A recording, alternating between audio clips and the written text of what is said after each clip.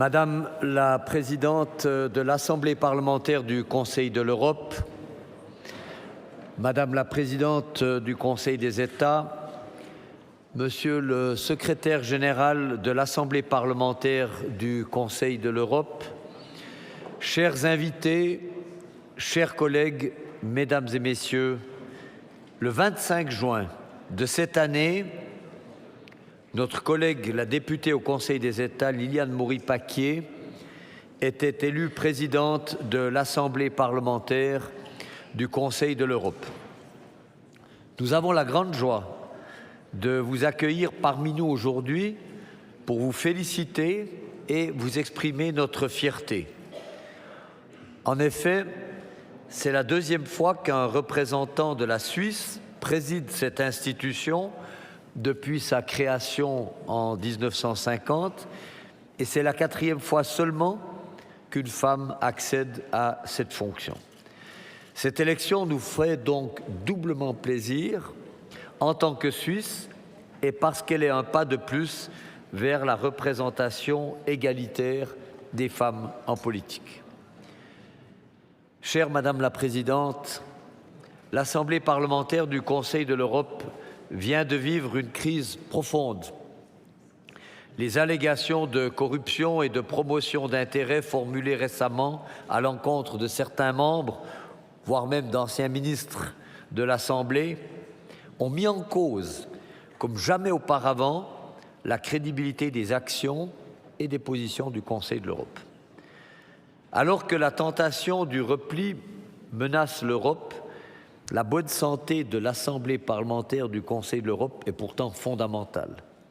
Promouvoir les droits humains sur le continent est le meilleur moyen de ne pas revenir en arrière dans la situation du chacun pour soi qui a mené aux grandes catastrophes de l'histoire européenne. Le nationalisme n'est pas une solution aux problèmes globaux. Vous le savez mieux que personne, vous qui contribuez à la vigueur de cette Assemblée parlementaire depuis 2008 déjà. Vous avez d'ailleurs été membre de ses principaux organes, dont le Bureau et le Comité des présidents. Plus récemment, en tant que présidente de la Commission du Règlement, vous avez rappelé l'importance du principe de responsabilité des élus qui comprend un devoir de transparence et une obligation de rendre compte. En effet, pas de confiance sans ces deux piliers. Votre travail remarquable à cette fonction a été largement salué. Il vous a forgé une solide réputation et vous servira assurément à maintenir le cap pendant cette période de turbulence. En 2002, vous occupiez la place qui est la mienne aujourd'hui. C'est à vous qu'incombait la responsabilité de diriger les séances du Conseil national. Je ne doute pas que cette expérience vous sera utile dans la nouvelle responsabilité que vous endossez. Chère Madame la Présidente, vous avez décidé de placer votre intervention devant nous sous le titre « La Suisse et le Conseil de l'Europe, valeurs communes, défis communs ». Nous sommes pressés de vous entendre, raison pour laquelle il est temps pour moi de conclure. Mais avant, laissez-moi vous souhaiter le meilleur dans vos nouvelles fonctions et que cette institution retrouve avec vous équilibre et vigueur pour le bien de la paix en Europe. Madame la Présidente, vous avez la parole.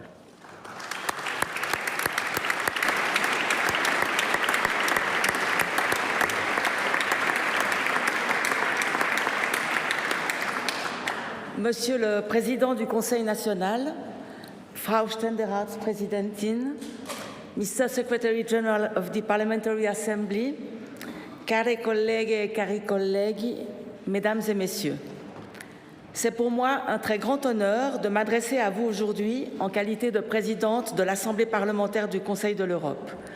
Je saisis cette occasion pour remercier encore une fois mes collègues de la délégation suisse pour leur précieux soutien lors de mon élection à cette fonction et pour leur engagement au service des valeurs du Conseil de l'Europe. Ces valeurs et cette institution font face, à l'heure actuelle, à de nombreux défis que je vais évoquer tout à l'heure.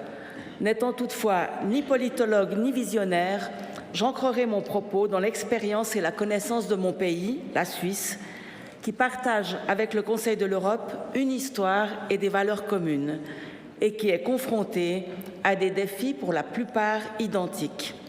Certes, au début de l'histoire du Conseil de l'Europe, la Suisse n'était pas directement impliquée dans l'organisation, même s'il est notamment à relever que Denis de Rougemont a participé activement au Congrès de La Haye en 1948.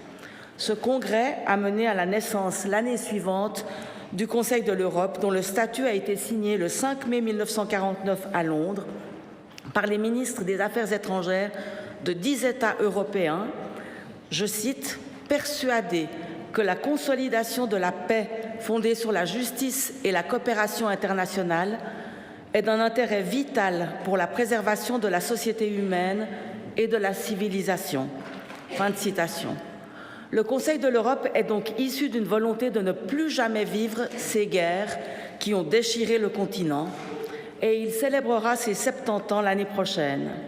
Au cours de ces 70 années, ses membres ont réussi à s'accorder sur des normes juridiques minimales dans des domaines très variés et ont ainsi développé un espace juridique et démocratique commun axé sur l'état de droit et les droits humains.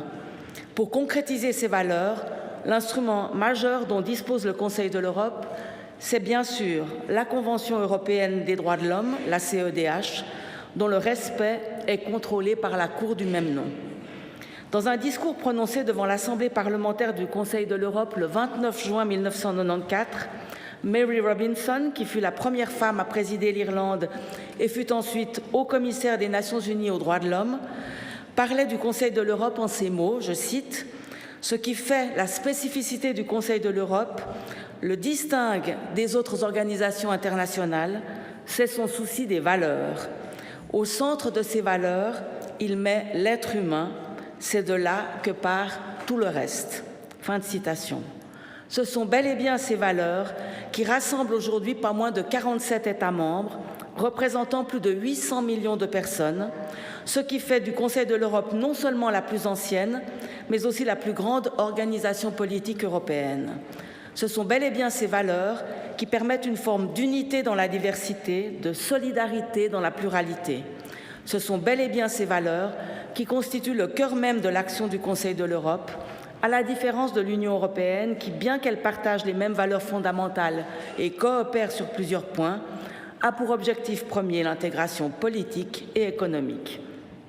La défense de ces valeurs communes aux peuples d'Europe, que sont les droits humains, la démocratie et l'état de droit, est au centre de la mission de l'Assemblée parlementaire du Conseil de l'Europe. L'Assemblée, qui fait partie du Conseil de l'Europe depuis l'origine, aux côtés du Comité des ministres, compte aujourd'hui 324 parlementaires titulaires et autant de suppléantes et suppléants. Elle est en quelque sorte une usine d'idées fortes, une créatrice d'impulsions et de références pour mieux ancrer les droits humains sur le continent européen. En même temps, elle est la gardienne de la CEDH, qu'elle a d'ailleurs initiée. Concrètement, l'Assemblée dévoile des violations des droits humains, suit les États dans le respect de leurs engagements et peut exiger des réponses de la part des gouvernements, voire recommander des sanctions. Parmi ces réalisations historiques, on peut relever la fin de la peine de mort en Europe, l'accompagnement vers la démocratie des pays ex-communistes et l'inspiration de nombreuses lois nationales. Loin de moi l'idée de vous donner un cours magistral et probablement inutile sur le Conseil de l'Europe et son Assemblée, mais je crois important de rappeler l'histoire et le fonctionnement de cette institution dont le travail a un impact direct sur la vie des citoyennes et citoyens d'Europe et donc aussi de Suisse. J'en viens précisément aux liens qui unissent profondément, historiquement et culturellement, la Suisse au Conseil de l'Europe. L'histoire de notre pays, berceau des conventions de Genève, de la Croix-Rouge et du Conseil des droits de l'homme, est particulièrement imprégnée des valeurs défendues par le Conseil de l'Europe. Et dans leur genèse et leur fonctionnement même, marqués par le pluralisme, le multilinguisme et le fédéralisme, la Suisse et le Conseil de l'Europe offrent de flagrantes similitudes. Selon le professeur de droit international Daniel Thürer, qui parle ici du Conseil de l'Europe, je le cite, « La manière dont la Suisse s'est constituée historiquement et sociologiquement se répète dans le cadre de l'Europe. » Fin de citation. La Suisse, qui a adhéré au Conseil de l'Europe il y a 55 ans, a ratifié plus de la moitié de ces quelques 200 conventions. Elle y est représentée tant au comité des ministres, actuellement par Monsieur le conseiller fédéral Ignacio Cassis en tant que chef du DFAE, qu'à l'Assemblée parlementaire, à travers une délégation composée de 6 membres et de 6 suppléantes et suppléants. Sans oublier 6 représentantes et représentants des communes et des cantons au sein du Congrès des pouvoirs locaux et régionaux, ainsi qu'une juge à la Cour européenne des droits de l'homme. Pour revenir à la délégation à l'Assemblée, les parlementaires suisses se distinguent par leur engagement très actif à Strasbourg, aujourd'hui comme hier. Un Suisse, cela a été rappelé tout à l'heure, le seul avant moi, a d'ailleurs présidé l'Assemblée de 1969 à 1972. Je veux parler du Genevois Olivier Reverdin, fervent européen, qui a reçu la médaille Robert Schuman en 1974.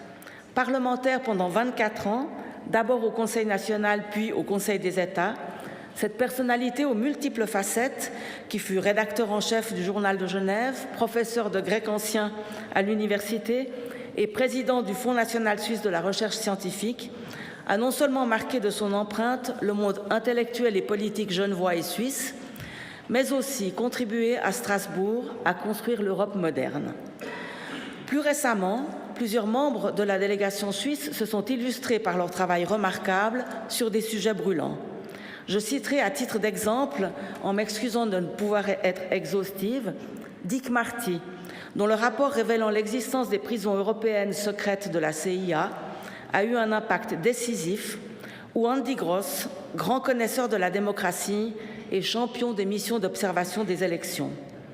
Mais aussi Ruth Gabi Vermo-Mangold, qui a notamment fait rapport sur le trafic d'organes en Europe orientale, sur la traite des femmes et des êtres humains en général, ainsi que sur l'adoption, en particulier sur la disparition de nouveau-nés à des fins d'adoption illégale en Europe. Elle s'est également engagée sur des questions touchant à la migration, de même d'ailleurs que Rosemarie Zapfel, qui a en outre contribué, par son travail, à d'importants progrès en Europe en matière de santé sexuelle et reproductive.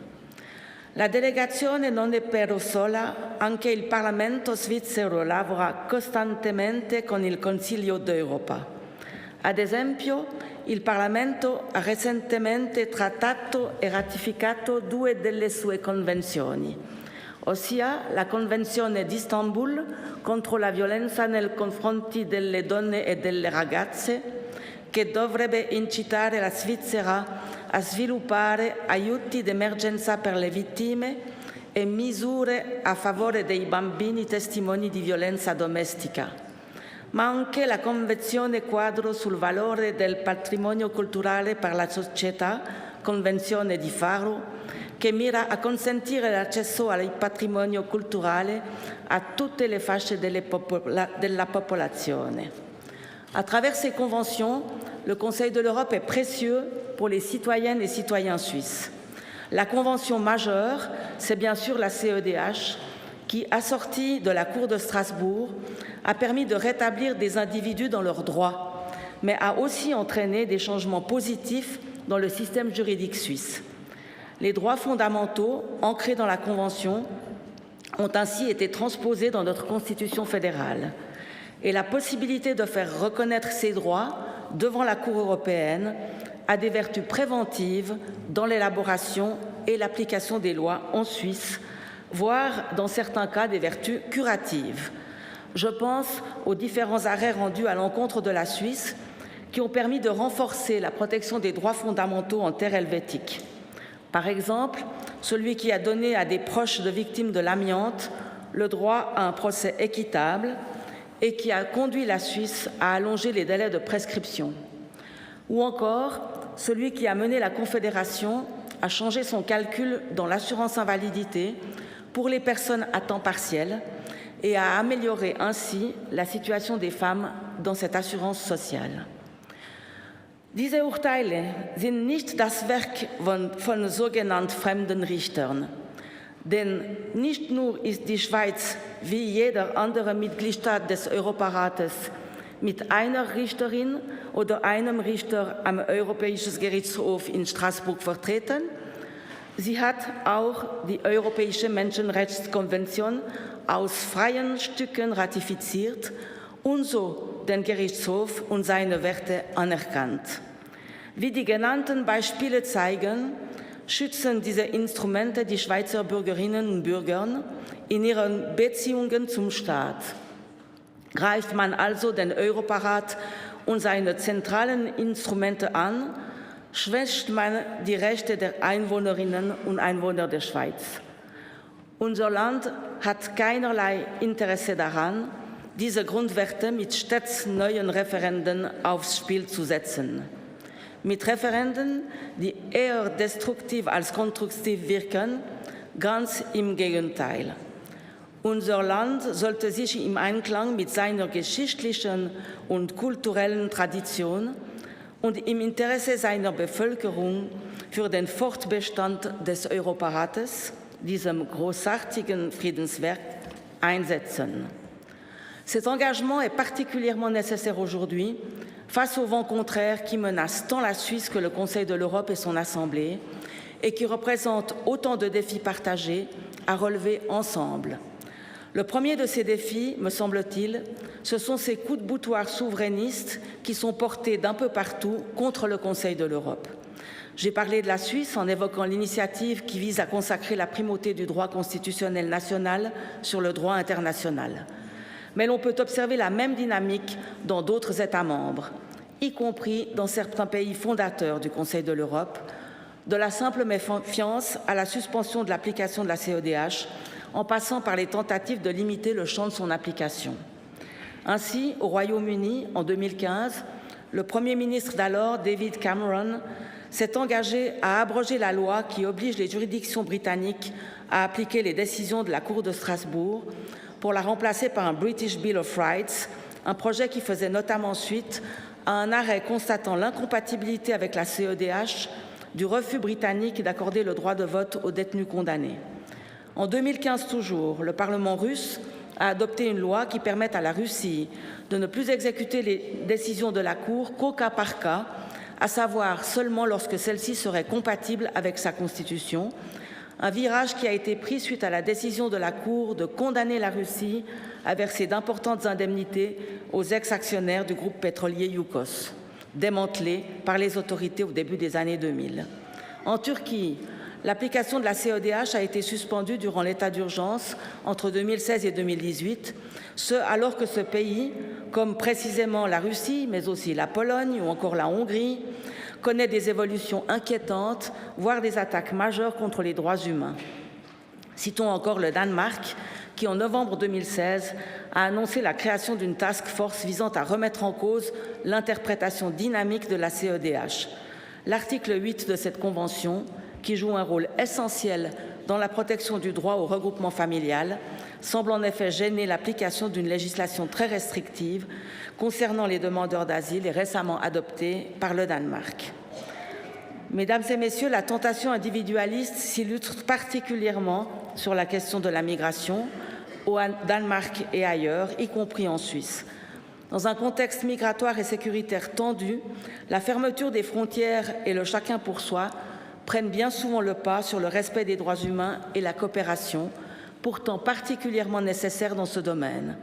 D'autant plus nécessaire que, comme le disait le regretté Kofi Annan, secrétaire général de l'ONU, dans un discours au Parlement européen le 29 janvier 2004, les immigrants ont besoin de l'Europe et l'Europe a besoin des immigrants. Si les remises en question du Conseil de l'Europe et de ses instruments sont inquiétantes et sans précédent, les tensions entre la volonté de coopérer et les considérations nationales, voire nationalistes, n'ont hélas rien de nouveau. Le 4 mai 1992, François Mitterrand, alors président de la France, s'exprimait devant l'Assemblée parlementaire du Conseil de l'Europe en ces termes. « Mesdames, Messieurs, vous le savez pour chacun de vos pays, comme je le sais pour le mien. Le combat pour la démocratie n'est jamais achevé. Certains peuples sont déchirés par des aspirations contraires. Des nationalismes dépassent le légitime amour de la patrie. Des sectarismes réapparaissent, c'est-à-dire s'affirment dans le refus des autres. Des exclusions menacent. La dispersion prend le pas sur l'idée d'unité. Si l'Europe a quelque chose à dire au monde, c'est qu'il n'existe aucune fatalité à cet enchaînement. On peut le briser par l'attachement aux principes fondateurs, ceux-là même qui sont votre raison d'être. » Fin de citation. Cet appel à la défense de nos valeurs communes, envers et contre les vents contraires, est plus actuel que jamais. Gegenwind bläst dem Europarat allerdings nicht nur von außen, aus den Mitgliedstaaten entgegen, sondern bläst teilweise auch in seinem Inneren. Ich denke hier insbesondere an das institutionelle Erdbeben, ausgelöst durch Korruptionsvorwürfe, die ausgerechnet die Parlamentarische Versammlung trafen, deren Aufgabe doch die Stärkung der Demokratie ist. Dieses Beispiel zeigt, dass die Versammlung mit ihrer Arbeit den Ruf der Mitgliedstaaten und den Alltag der Europäerinnen und Europäer beeinflusst. Noch bevor das genaue Ausmaß des Schadens abgeschätzt werden konnte, reagierte die Versammlung und führte 2012 einen Verhaltenskodex ein. Erneute Vorwürfe bewogen sie im letzten Jahr dazu, jene Mitglieder stärker in die Verantwortung zu nehmen, die wichtige Wahlfunktionen innehaben und eine eigentliche Stratégie zur Korruptionsbekämpfung zu verabschieden. L'Assemblée dans son ensemble, mais aussi chacun de ses membres, dont bien sûr la Suisse, a une responsabilité dans l'application et le suivi des mesures qui ont été préconisées par un groupe d'enquête indépendant. Sous ma présidence, l'Assemblée poursuit la reconquête de sa crédibilité et s'amue vers une transparence totale. De leur côté, les gouvernements et parlements nationaux ont été invités à prendre les mesures qui s'imposent à l'égard des cas mentionnés et à faire rapport à l'Assemblée parlementaire avant la fin de cette année. Il revient donc aux différents États membres d'enclencher d'éventuelles enquêtes et procédures pénales, mais aussi fondamentalement de prévenir la corruption en leur sein. À ce propos, la Suisse a encore fort à faire pour lutter contre les influences indues. En effet, depuis 2011, le groupe d'États indépendants contre la corruption du Conseil de l'Europe, le GRECO, dénonce le manque de transparence du financement des partis politiques et des campagnes dans notre pays. Mesdames et messieurs, un autre défi institutionnel se pose au Conseil de l'Europe et à son Assemblée, avec les incertitudes qui pèsent sur la participation de la Russie. Comme vous le savez, en 2014, l'Assemblée a décidé de suspendre certains droits clés de la délégation russe, parmi lesquels son droit de vote, en riposte à l'annexion illégale de la Crimée, laquelle constituait une agression d'un pays membre par un autre. En conséquence, la délégation russe a ensuite décidé de se retirer de l'Assemblée, mais de l'Assemblée uniquement. Puis, en 2017, la Russie n'a pas versé l'entier de sa contribution annuelle au Conseil de l'Europe, une direction confirmée en 2018. Or, en cas de non-paiement d'ici juin 2019, le comité des ministres devra prendre des mesures.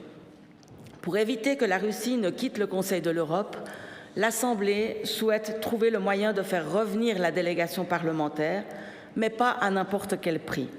La Commission du règlement a proposé récemment des modifications réglementaires qui devraient entrer en vigueur à la session d'octobre de l'Assemblée parlementaire. L'enjeu est ici d'éviter que la Russie ne sorte du Conseil de l'Europe, ce qui serait très dommageable pour la protection des droits humains de la population russe. Et la présence d'une délégation, le dialogue et l'échange sont toujours préférables à l'absence de relations. Ce faisant, il est tout aussi crucial d'assurer la cohérence et la défense des valeurs du Conseil de l'Europe, sans flancher sur certains principes démocratiques de base. Cette volonté de conserver un dialogue avec la Russie concerne d'ailleurs aussi directement la Suisse, hors de l'enceinte du Conseil de l'Europe, dans le contexte diplomatique actuel que l'on sait. Pour poursuivre son existence au-delà de ses 70 ans, le Conseil de l'Europe doit aussi relever le défi d'une situation financière tendue. Cette austérité s'explique par la décision du Comité des ministres depuis plusieurs années de maintenir une croissance nominale zéro, ce qui, face à la hausse des salaires et autres charges, entraîne une baisse inéluctable du budget. S'ajoute à cela le non-paiement de la contribution russe et la décision prise par la Turquie l'année dernière de réduire drastiquement la sienne. Si l'on veut éviter que le Conseil de l'Europe ne soit qu'une coquille vide, réduite à émettre de belles paroles dénuées d'effets concrets, il est nécessaire qu'un jour, les pays membres, dont la Suisse, adaptent leurs contributions.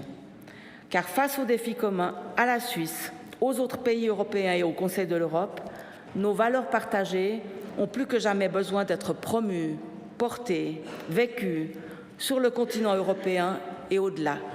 La montée des extrémismes, des violences, de la répression et les attaques contre les droits humains dans certains pays d'Europe requièrent que nous réaffirmions haut et fort, sans relâche, ce qui nous unit.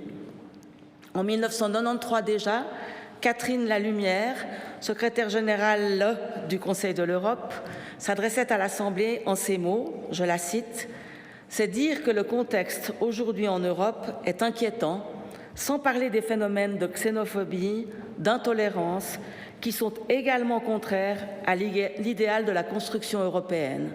Cependant, c'est précisément dans une période de ce type que notre organisation retrouve son actualité au service d'une certaine conception de la personne humaine et de la société. » Fin de citation.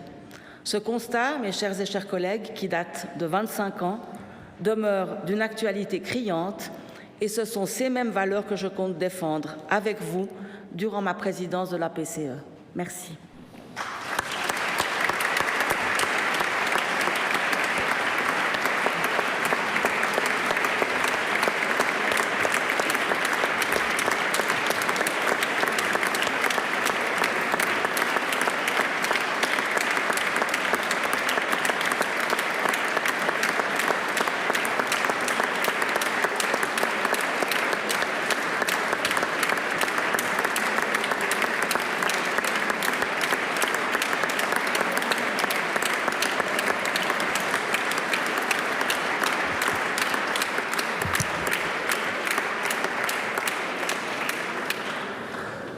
Madame la Présidente, je vous remercie au nom de tous nos collègues ici réunis pour votre vibrant plaidoyer, plein d'espoir. Vous l'avez dit, la montée des extrémismes, des violences, de la répression et les attaques contre les droits humains requièrent que nous réaffirmions haut et fort, sans relâche, ce qui nous unit. Alors, au nom de nous tous et en mon nom personnel, je vous adresse tous nos vœux de succès dans cette tâche qui est difficile, ô combien fondamentale, mais qui correspond aussi à notre ADN suisse. Bravo.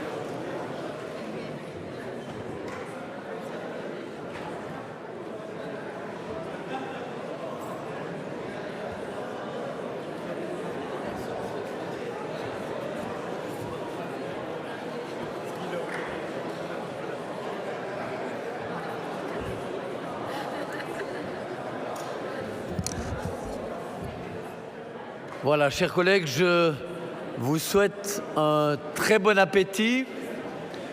La séance est formellement levée et je vous donne rendez-vous à demain matin, 8 heures.